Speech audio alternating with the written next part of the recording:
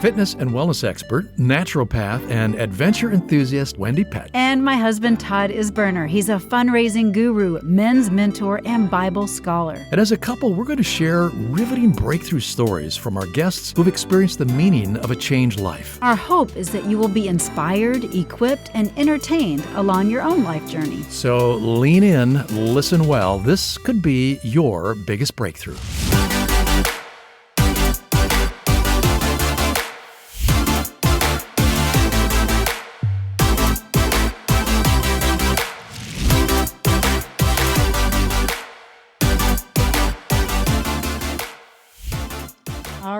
Well, welcome to this next episode of Your Biggest Breakthrough. I'm Wendy Pett. And I'm Todd Isberner. Yeah. And we are so grateful that you're going to take some time to join us because it is going to be worth it. You're going to be able to really relate with who our guest is and what she's gone through. And I'm just wondering, Wendy, do you think we've got any control freaks that are listening in today? Well, we have one speaking.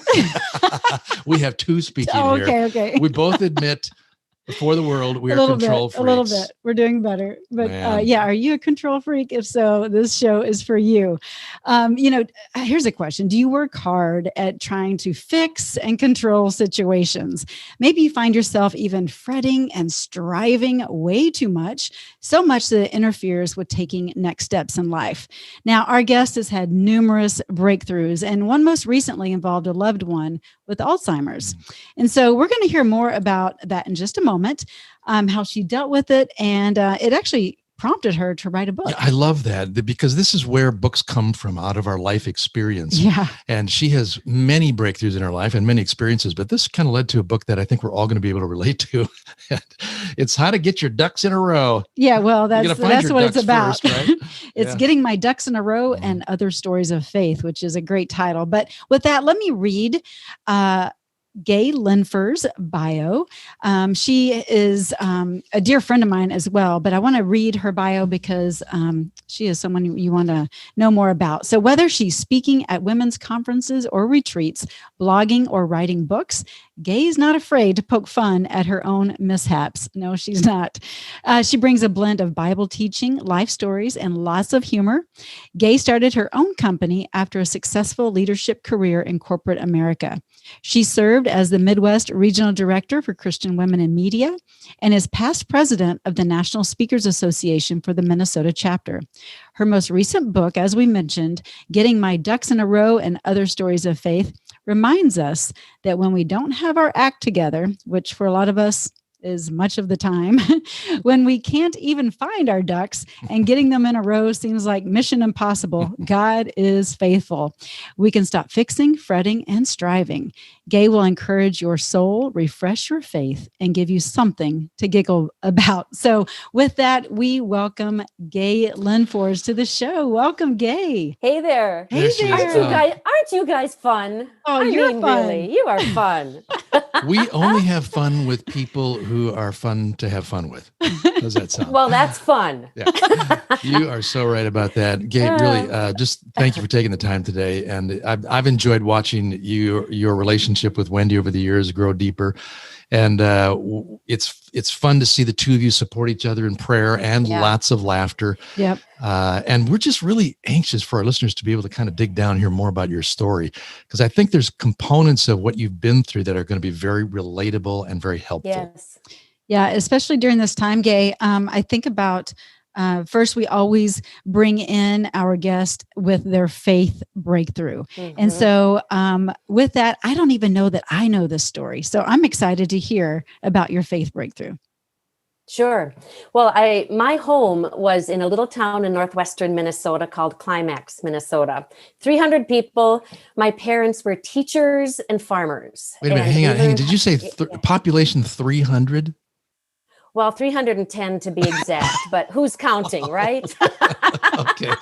Okay. That is wild. Really. Our neighborhood is bigger than that. So yeah. All right. So 310 people in town there growing up in Climax, Minnesota. All right. Sorry. Yeah, loved it. I loved growing up there. So my parents loved the Lord. And they taught us about Jesus from a young age. And when we were very little, they started bringing us to a Bible camp called Camp Joy. Isn't that a wonderful name? Wow, perfect for you. Camp Joy, yes, in central Minnesota. And we grew up there, and that is the place growing up that really formed my faith, along with my parents. It's there where I dedicated my heart to Jesus and just continued growing up. And as I got older, I knew that I wanted to serve the Lord. And I went to a missionary training center. I decided I wanted the corporate world to be my mission field, and had moved into corporate positions, nonprofit. And along the way, as I got older, I realized my faith journey needs to include reconciling the real world with what I've been taught in the Bible. Because sometimes God is good, God is faithful. You don't see that in the real world. So in my growing up years, it's been reconciling that. I love the Lord. I love that, Gaye. I'm curious because you felt that like a calling into the professional business world to share your faith. How did that work itself out? It's not like you can just go around handing out Bibles in the corporate world. So you could. You just might get fired. That's true. Exactly. That's true. That's right. So how did you walk that out? Yeah. So I went to 1 year of college, and then I went to a missionary training center. And in my third year there, I was sent on an internship to New York State, where I worked in a teen challenge for girls home. And I was the executive assistant to the corporate director. And it was there that I realized I love the business world. I love doing this. And I think there's a way I can do both. So I went into the business world instead of going to a foreign country. And there I realized the best way is to just show up and give people something attractive to get interested in about my faith, rather than, standing, handing out Bibles, as you said, Wendy. How am I showing up at work? Am I showing up with joy? Am I showing up faithful? Am I showing up being true and being fair? So that's how I lived it out. I love that. I love that. And I know there are some who are listening right now that there's just like, oh yeah, maybe that's the way to go about doing it. But yeah, showing up and showing the character of Christ in your thinking, in your actions, in your words. I think sometimes that has greater power than just handing somebody a book. I agree. I have to insert this because Gaye will know this comment from this quote, famous quote. You're looking at me right now. More is caught than taught. Oh, that's true. That's a good one. I was thinking more about the one that St. Francis said. Oh, okay. I don't think St. Francis had that. That was your dad. He wanted to. Yet at all times we are to witness for the Lord. If necessary, use words. And I love that because that really keeps us true and honest. So well, and I have to insert, because I've known Gaye for a long time. She is the real deal, and she goes the extra mile. And it's just, it's not something you force. It's just who you are. I mean, you go the extra mile in writing sweet little notes. You are there to encourage. You're an encourager. You are a born encourager. And so I appreciate that about you in my life. And I know others do too. But speaking of encouragement, how have you needed encouragement yourself, especially as we go into this next breakthrough that you have recently been through in your life with your mom and with Alzheimer's? Let's talk a little bit about that scenario and how you went through the process, how you and your husband, Steve, and your family all manipulated and worked through it. And how did you see God through it all? Oh, I'd love to share that. And can I just say to our listeners out there who may be dealing with elderly parents who are ill, or especially Alzheimer's and dementia, which is so close to my heart, there is hope, friends. There is hope. And we aren't alone on this journey. We just are not alone. So I started my own company about 17 years ago. So I worked out of my home office. So my dad died about 16 years ago, and mom moved down here and lived in an apartment not far from us. And about 7 years ago, we realized her health was getting a little more tricky.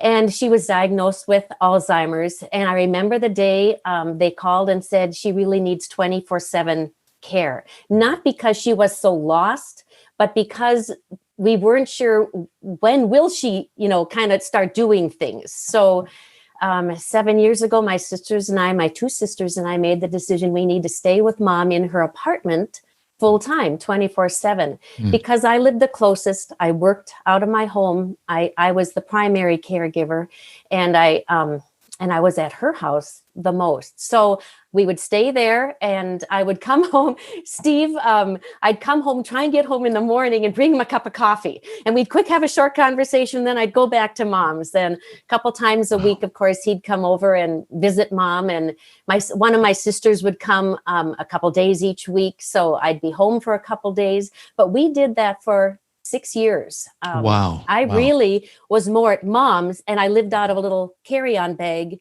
at home.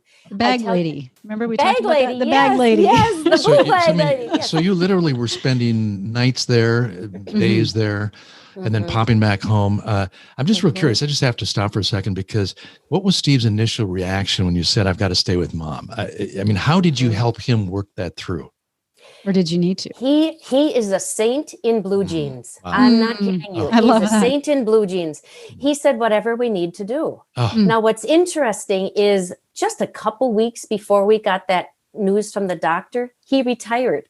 Oh. So he was just starting his retirement. And I was saying, yeah, well, I'm going to live with my mom. Happy retirement. Happy retirement. Generally, that happens more in the early stages of life when you're not getting along. Right. Wow. So he was cool about it. I mean, he just showed me so much grace. Beautiful. Yeah. And what a testament to his love for you through allowing this to not be an issue in your marriage, you know what I mean? And to love your mother and the whole family in this capacity, I think is grace. Both of you made a decision to put others first. Yeah. And that is such an important lesson for us. And it's so hard to do because we all have our own individual needs. And we sometimes, I think, begin to stray off course when others' needs become more important than ours, and we feel a little left out, if I could say it that way. But in a marriage like that, especially, I'm talking to husbands, right? I'm talking to me right now, okay? I mean, God makes it really clear, husbands, we're to lay down our lives for our wives, just as Jesus did for us. And that's a great example of Steve literally doing that, just letting you do what you needed to do and putting himself second. So I love that. Yeah. Great testimony. And it's interesting because during that time, a lot of people would say to me, especially at the end when mom's memory was really starting to get a lot worse, people would tell me, and they were right, you will never regret doing this, Gaye, for your mom. And I would agree, but in my heart and in my mind, Todd and Wendy, I would think, but will I regret what this means for Steve? There's always that. I was always conscious of, we are making an intentional choice here, and who knows how we could be doing this for a really long time, who knows? But I always thought, I hope I don't regret that. And now that mom has passed and we've been able to spend a few months together, which is really different for us. Yeah. It's great. There are no regrets. There are no regrets. God restores and he redeems the time. Yeah. And I think, just off camera and off mic here, speaking with you, that's what God is doing right now for you and Steve is just restoring that. And I just think it's beautiful. It's a beautiful thing. Thank you. During the time with your mom and with the Alzheimer's, and as she progressed, and you were there in her home and you and your sisters were going back and forth and such, you said to the listeners, there is hope. You're not alone. Did you have some support groups that you would go to? Tell me that kind of thing as far as walking it out. I didn't go to a support group. And sometimes I wish I would have, but there was a part of me that thought it's not that bad. And it also goes back to, but you know what? I can take care of this. Right. I can control this. I can fix this. This is something, I can do. When I left corporate America, I was to start my own company. I was director of human resources at what was then Northwest Airlines, now Delta Airlines. And I led an HR team that supported 11,000 employees. So I knew how to take care of big problems, big projects, big teams. So I thought, I can I can do this. This is mom. Well, forget that noise. It's a little different when you're dealing with someone you care about and their mind. And, but I had my two sisters and the three of us. I had you, Wendy, as my prayer partner. I'd sit in one of her bedrooms in her apartment, and we'd pray once a week. And I also had a group of lady friends that we got together once a month, and just for fun. So that was my, to keep you sane. Yes. Keep you sane. Yes. Right. It's beautiful. Yeah. So And you're caring for your mom, and there had to be days where, because you're capable and experienced in taking control over situations, there had to be days where it just simply was out of your control, where you couldn't help your mom in the way that you wish you could help her, or you couldn't help the situation that you were in with your mom.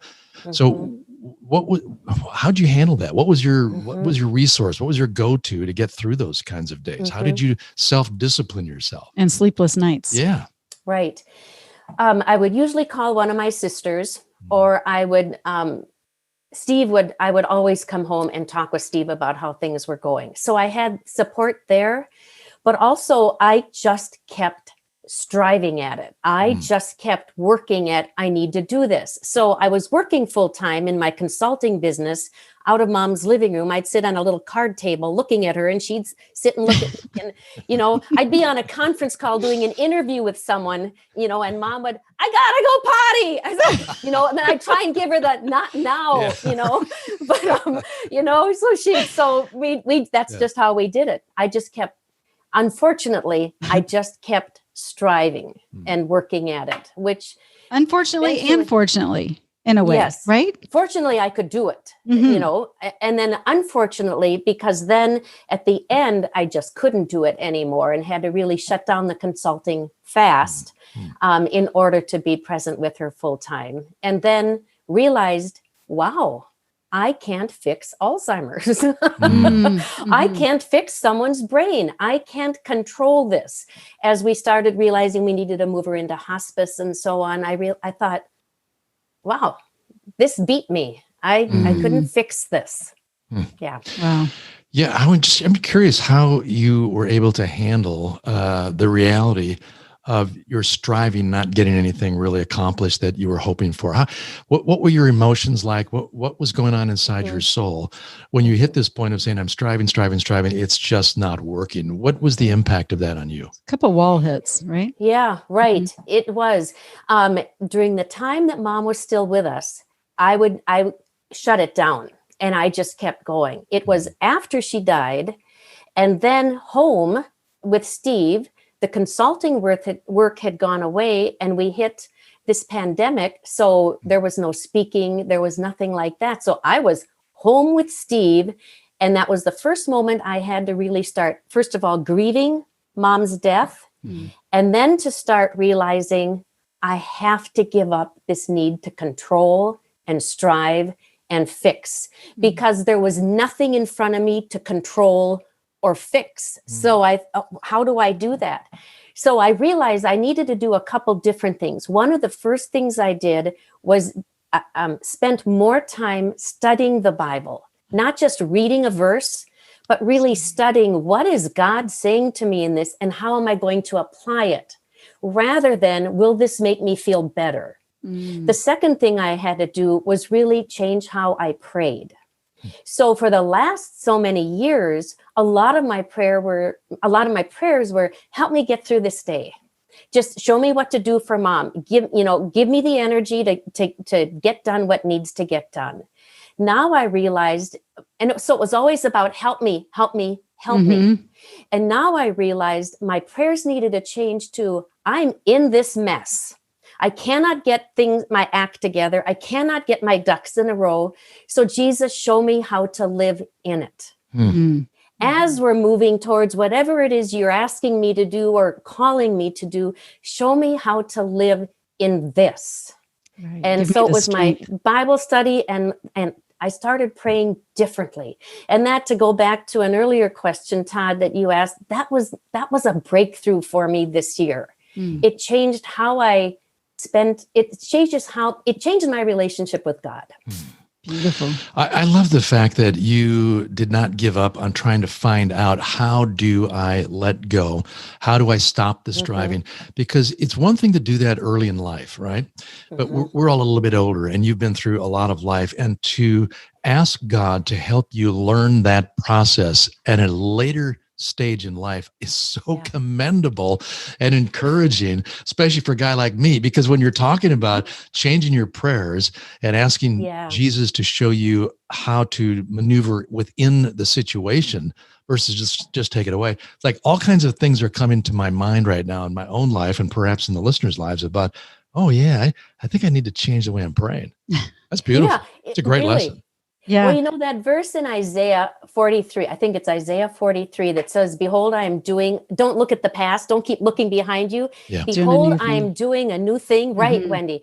I wrote several years ago, I wrote in my Bible next to that verse, I am not too old.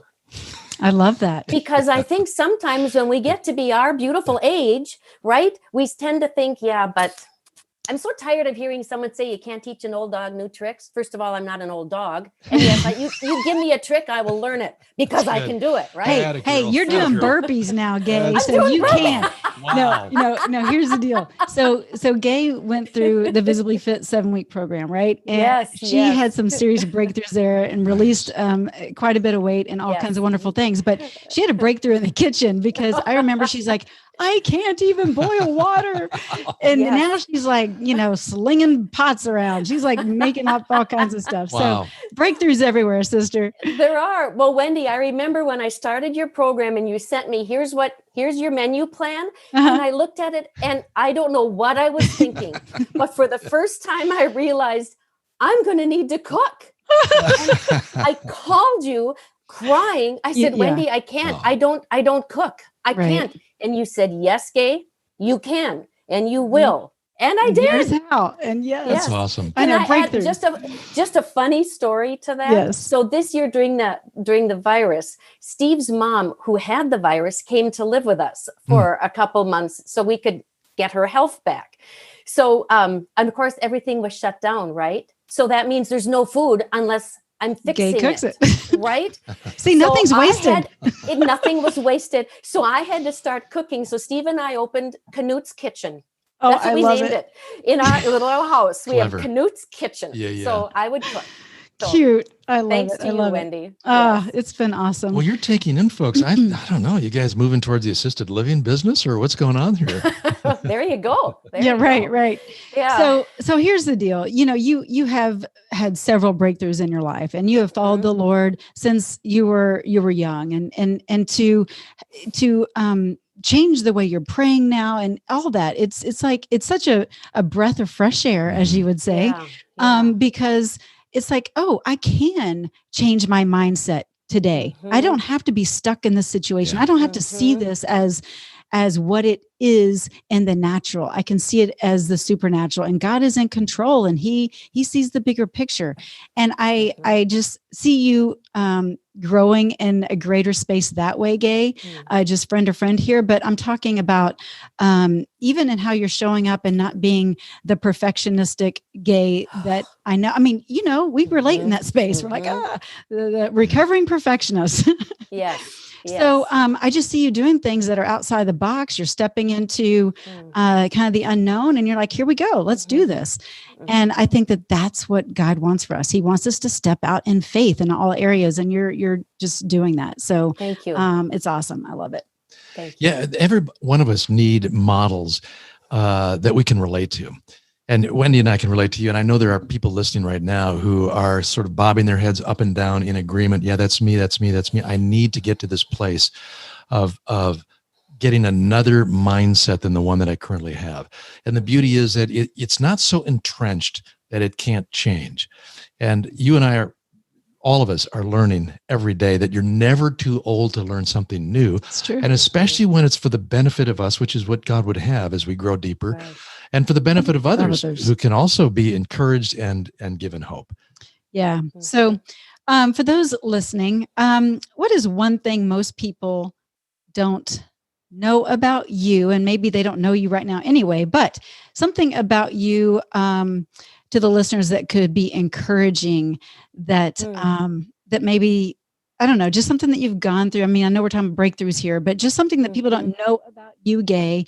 You mean like a secret that you've never shared before? Like a secret. Public now with something that nobody's ever known? Reveal it. Wendy, what kind of a question is that? Well, I don't know. It's one of our questions here, and I thought I'd ask it. Because inquiring minds want to know. All right. Well, Gaye, go for it. What's something that nobody knows about you? Well, there might be a few who know this, but I only sweat out of one armpit. Okay. Wow. Okay, that is hilarious. Wow. Okay, that might be TMI, but that is awesome. That's right. But that's no sweat glands in one of my armpits. So there's that. Did you ever try to figure that out? Or I mean, just curious, have you ever explored that? Yes, they were removed. Okay. Not your armpits, but the sweat glands. Yeah, I mean, really, I can't. Okay, so did I just say that out loud? Yeah, did I really just say that? Okay, that's but hilarious. I think, but one thing that people maybe don't know is I don't see myself as a courageous person. And I think sometimes when we have had successful careers professionally, or when we have been speaking, or when we have a presence that people know about, I think they believe that we were born with this little badge of courage. And I don't have that. So when I step out, as you were saying, Wendy, which you know very well, it's not from a place of courage. And I'm an introvert.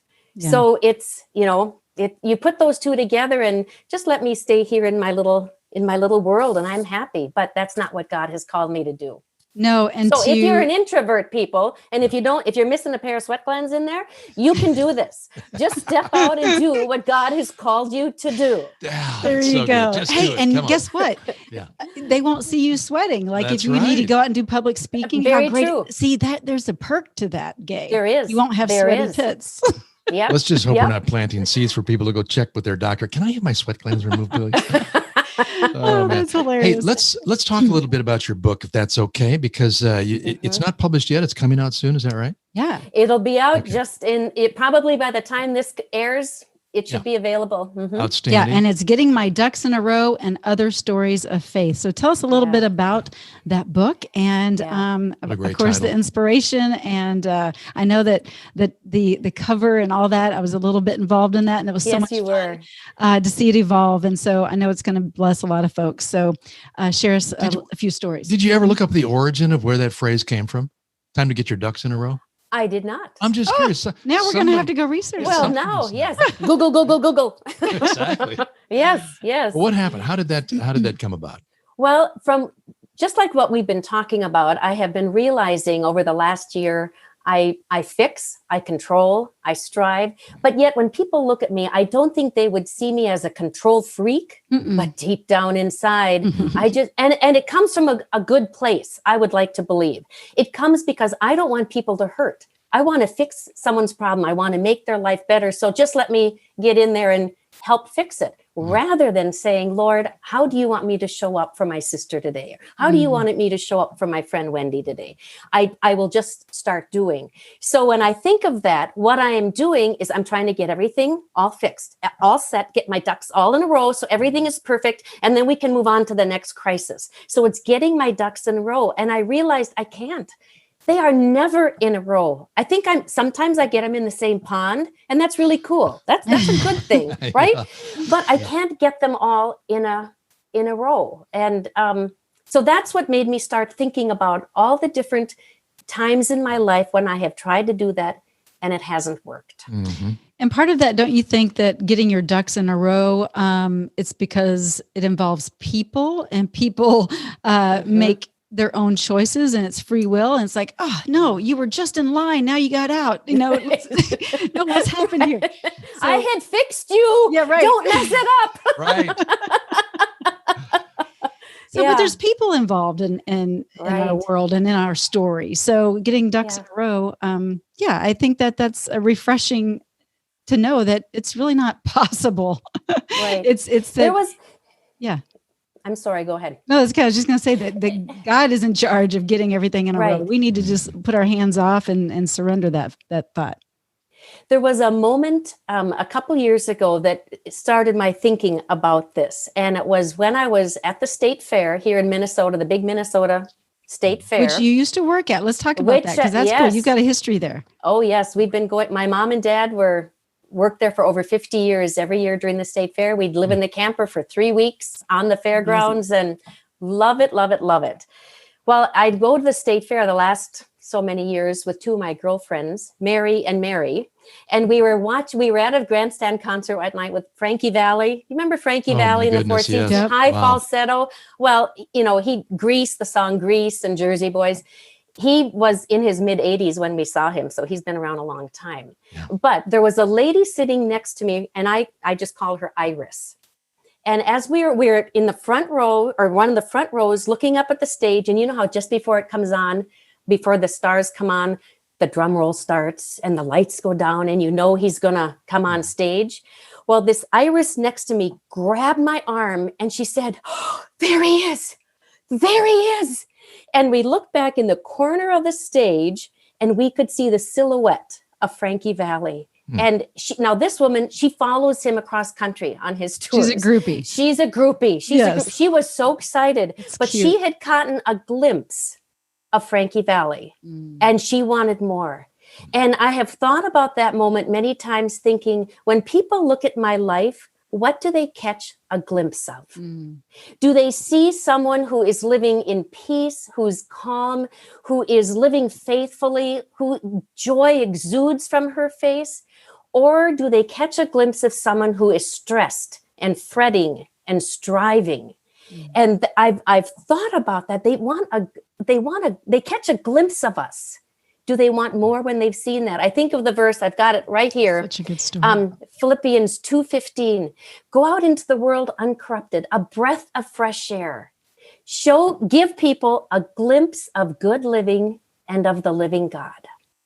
Isn't that what we want? We want to give people a glimpse of the living God. Yeah.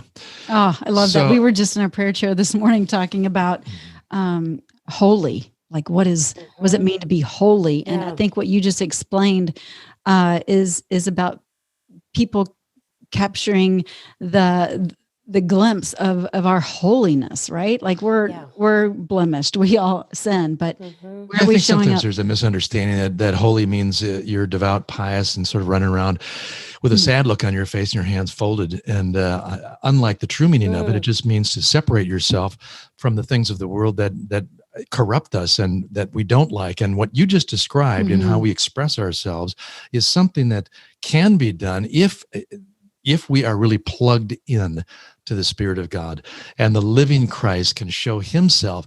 But Gaye, the reality is that today, someone who's listening is saying that's like crazy. You don't know what I'm going through. And my feelings, my emotions aren't anywhere close to what I'm going to put a smile on my face. I'm going to have this gentle attitude. I'm in a rage right now over this situation. Yeah. How in the world do I get to that place? Because I don't even want to go see anybody because of what I'm displaying right now. Things are that bad. What's the starting point for that person? First of all, then stay in your house. Don't go see anyone. Very good. Because this isn't a good time to go out. Yeah. But take a breath and pause. Find yourself, give yourself some space to be still and work through your own emotions. God doesn't expect us to always show up no matter what and be this breath of fresh air and this little ray of sunshine. There are times when we grieve and hurt deeply. And then we need to grieve and hurt deeply.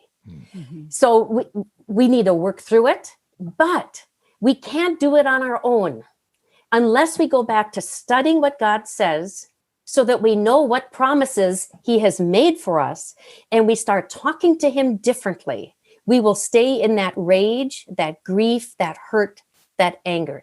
It starts with us making some choices. Beautiful. Right. That's well said, for wow, sure. That is freedom right there, Gaye. Thank you. That is because you've just given permission that it's okay if you need to just kind of work those emotions out first. They don't keep them and stuffed. get a different perspective as you go to God and read his word and start to plug in deeper. Beautiful. Thank you for sharing that. And you truly are a breath of fresh air. I mean, that's what I'm feeling right now. Oh, no, she is. Yay! Are you kidding? Every time I think of that. Gaye, I smile. And hopefully you that are Oh. listening are smiling on the other end as you're hearing this podcast. Thank you. Gaye, thank you so very much for sharing your heart and being with us today. And, if you're listening and maybe you need a breath of fresh air and a way to start again, I invite you to download Gaye's free ebook, and you can find it at GayeLindfors.com. That's GayeLindfors.com. And it's called Finding a Breath of Fresh Air and a Way to Start Again. Go figure. So you can also find that book on Amazon or on her website. So thank you, Gaye. I know they will go and download that. We'll also have that in the show notes. But gosh, thank you. What a word. What a word that we needed to hear today. And it offers hope. And your breakthroughs are going to help someone else break through. So bless you, my friend. All Blessings. right. Thank All right. you. Thanks for being on. Thank you. Take care. Thanks. Oh my goodness. What a wonderful show. Part of this interview just brought me sort of under the gun. It did? Yeah. Conviction. It's like, man, I got a couple. I truly am, as you are. We are control freaks, just simply meaning we love to know that we can handle situations before they get out of control. And then before you know we're getting better, but I think here's the deal. I think everyone has a little bit of control freak in them. Just a little bit. We don't like the uncertainty, the unpredictability, the things that hit us, blindside us. It's like the first thing you want to do is try to fix the thing that is bugging you so much, whether that's the person you're around or the thing or whatever it is, the problem wants to be fixed. And the hard part is sometimes you just need to read the instructions. That's true too. Which would be God's instructions. Well, that's okay. Right? That's a good point. Okay, good. Yeah. Do a little drum roll there. Wait a minute, was I gonna? That was a good. Did you hear that? We have sound effects now. Oh my goodness! Don't even. We got a little mixer with sound effects. Wendy's going crazy. Come on, I want to push all the buttons. No, you're not gonna. Hey, why do you have crickets? Okay. So completely threw me off track. Yeah, I knew I was going somewhere really good with this, but when we try to fix things, okay, stop that. When we try to fix things and it's outside of our control, I love what Gaye shared about praying a little differently, because the reality is we're always almost like begging God to fix the thing for us or help me get it fixed. And it's more like, how do you want me to show up in the middle of this situation? The situation might be very temporary and it might be prolonged, but how does God want you to show up in it? Does he want you to show up stressed, frustrated, anxious, impatient, angry, or showing up more surrendered, free, with a mindset that says, God is able even when I'm not. And at some point in time, this is going to get fixed. It's going to get worked out. Well, and the truth is that God is fixing us. Right. True. So we are being pruned so we can flourish better and grow in character. So it's a beautiful thing. So we just stay focused and on him, this is what we're walking through, and I can't do it alone. And I can call people, they can give me some advice, but ultimately I just need to go to him for that full surrender. And we have to understand and really know deep down in our knower that God really is for you. He really does love you. He really wants to help you grow deeper on the inside and bigger so that you can relate more intimately with him and with others around you. Yeah. So encouraging words from Gaye. Oh, and, so good. So glad that you joined us. Oh, so I hope this show blessed you. And if it did, please give us a rating and a review. And I can't wait to see you on the next episode of Your Biggest Breakthrough. But thanks for joining us and have an awesome day. Oh, and you know what? Wait, I have to pause. Okay, go ahead. This is Thanksgiving week. Oh my goodness. I can't stop. Yeah, we have to say a quick they gratitude. might be listening in July, Well, okay, but if they're listening live time, Okay. we have to talk about a quick gratitude and then we'll let you go. All Okay, right. what are you grateful for? I'm honestly grateful for people like Gaye who can set such a great example and inspire. I really am. Oh, that's so good. Yeah, I am too. I'm grateful for Gaye. I'm grateful for everyone's story. Everyone has a story, right? So be bold, be courageous in sharing that story, because I'm just like you hearing Gaye's, and you were probably inspired and hope-filled. Your story could offer some hope and inspiration What are to you most those around thankful you. for, Wendy? You, honey. Yeah, no, I am very That's thankful. right here in the script. I wrote My it down son, for her. right? Yeah. What are you most thankful for, Wendy? You know what? I'm thankful for my new life in Christ, and that's the truth. And so without getting all mushy. Yeah. I'm just grateful I'm not the person I was. All right. So it's time God's to count our grace. blessings on Thanksgiving Yes. and every day. Yes. So we appreciate you, and we'll catch you on the next episode of Your Biggest Breakthrough. Well, that's a wrap for today's show. We hope you enjoyed it. As always, we love spending time with you right here on Your Biggest Breakthrough podcast. We look forward to seeing you on the next episode. But until then, just head on over to yourbiggestbreakthrough.com, where you'll find some free resources and information and a place where you can comment, and we would love to dialogue with you there. Thanks so much for tuning in, and we'll see you next time.